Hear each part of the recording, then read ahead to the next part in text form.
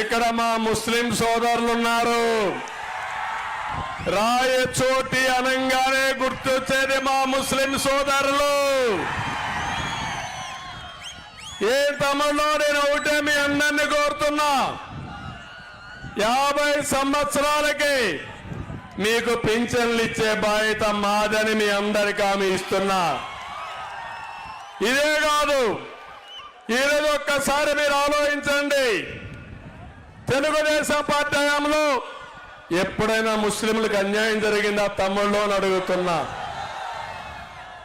ఇక్కడుండి మిథున్ రెడ్డి ఎంపీగా ఉండి ఢిల్లీ పార్లమెంట్ లో సిఏఏ బిల్లును సపోర్ట్ చేశాడా లేదా?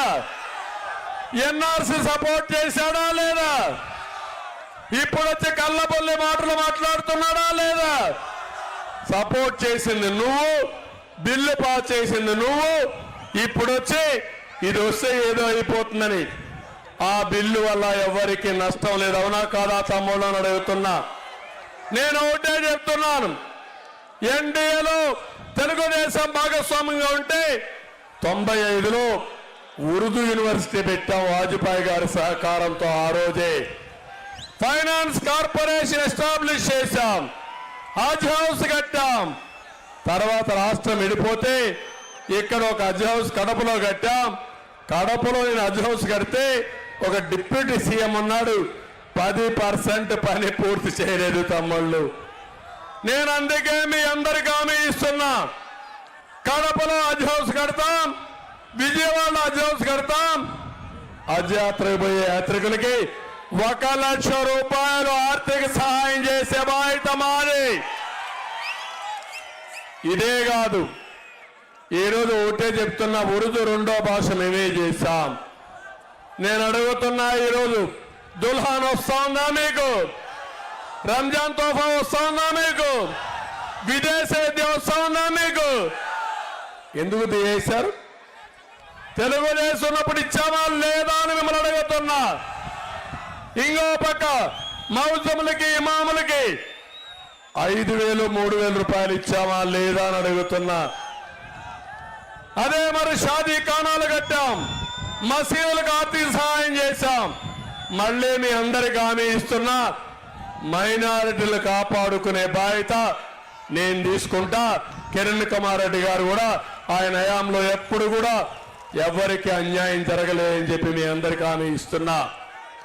ఇక్కడికి వచ్చినప్పుడు నేను ఒకటే మీ అందరికీ, నూర్ భాషా కార్పొరేషన్ పెట్టి 100 కోట్ల రూపాయలు కేటాయించే బాధ్యత మాది. మైనారిటీ ఫైనాన్స్ కార్పొరేషన్ ద్వారా 5 లక్షల వరకు వడ్డీ లేని రుణాలు ఇప్పించే బాధ్యత మాదని మీ అందరికీ హామీ ఇస్తున్నా.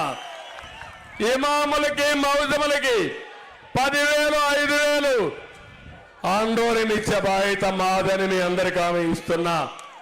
ఇదే కాదు, ఢిల్లీలో సుప్రీంకోర్టులో ఉంది, ఏవైతే 4% రిజర్వేషన్లు, మంచి అడ్వకేట్లు పెడతాం, మీ తరపున పోరాడతాం, మీ రిజర్వేషన్లు కాపాడతామని మీ అందరికీ హామీ ఇస్తున్నా.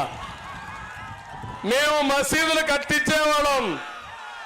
ఈ దుర్మార్గుడు మసీదులే కాదు, ముస్లింల్ని చంపేసే రకం ఈ యొక్క సైకో. అవునా కాదా అని అడుగుతున్నా. నేను అబ్దుల్ కలాంని ప్రెసిడెంట్ ఆఫ్ ఇండియాగా చేయడానికి కృషి చేసిన వ్యక్తిని జ్ఞాపకం ఉందా మీ అందరికీ అడుగుతున్నా. మీరేం చేశారు? కర్నూలు నంద్యాలలో అబ్దుల్ సలాంని దొంగగా చిత్రీకరించి వేధించి 4 కుటుంబ సభ్యులుంటే 4 వెళ్ళి రైల్వే ట్రాక్ తల్లబెట్టి పిల్లలు భార్యతో సహా చనిపోయాడంటే ఈ ముఖ్యమంత్రికి సిగ్గుందా అని అడుగుతున్నా. ముస్లిం సోదరికి రక్షణ లేదు, ఎవరి ఆస్తికి రక్షణ లేదు. ఇక్కడే మైదుకూరులో ఒక ముస్లిం సోదరుడు భూమి వేరే వాళ్ళు గ్రాబింగ్ చేస్తే ఎన్ని అడిగినా సమాధానం చెప్పలేదు. అదే నా పీరియడ్ లో ఎప్పుడన్నా జరిగిందా తమ్ముళ్ళు అని మిమ్మల్ని అడుగుతున్నా. అందుకే మిమ్మల్ని అందరినీ కోరుతున్నా, ఒట్టి మాటలు నమ్మద్దండి. మళ్ళీ దుల్హాన్ ఇస్తా, విదేశ విద్య పెడతాం, రంజాన్ తోఫా ఇస్తాం. ఇక్కడ